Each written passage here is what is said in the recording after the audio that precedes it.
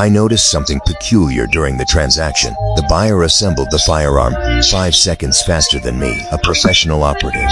Even more perplexing, after I deliberately tampered with the sniper scope settings, she still hit the bullseye with pinpoint accuracy. All this made me recall the retirement request I submitted to the organization not long ago. And this sudden assignment, he was certain there was no coincidence. As I pondered this, the buyer suddenly handed me the weapon, demanding I fire a shot beside her to test the suppressor's effectiveness. In that moment, I had ample opportunity to eliminate her outright, but a more perfect plan was brewing in my mind. The buyer praised the weapon's performance effusively. Just as we were about to finalize the deal, I suddenly suggested some parts needed improvement.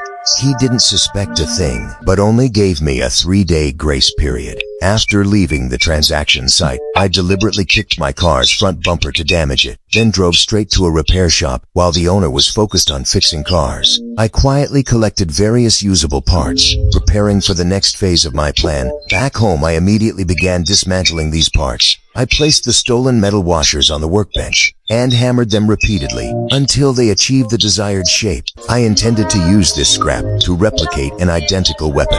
Next, I precisely cut the stolen steel pipe into 12 segments and assembled them with the machined washers. Finally, I fitted a custom casing. A perfect replica silencer was complete. To pair with this silencer, I specifically purchased a second-hand firearm from the black market. After completely disassembling and reassembling it, it appeared indistinguishable from an ordinary gun. Yet every component had undergone meticulous adjustments. Now came the most critical part. I filed the bullet tips flat with a rasp, drilled a tiny hole into each one, then carefully injected a few drops of mercury. Even if these modified bullets missed vital organs, the mercury's toxin could deliver an instant, lethal blow. 3 days later, the transaction proceeded as scheduled. Just as I handed the modified bullets to the buyer, he suddenly demanded another inspection. I noticed the restaurant staff hurriedly retreating into the kitchen, the entire hall suddenly empty, as if I'd fallen into a meticulously designed trap. When the buyer reappeared, I swiftly tucked the concealed gun into my pocket. Fortunately, the inspection went smoothly, and the transaction concluded without incident.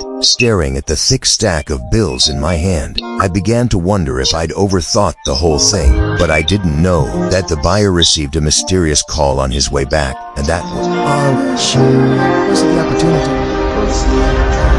Find one. I'm following him now."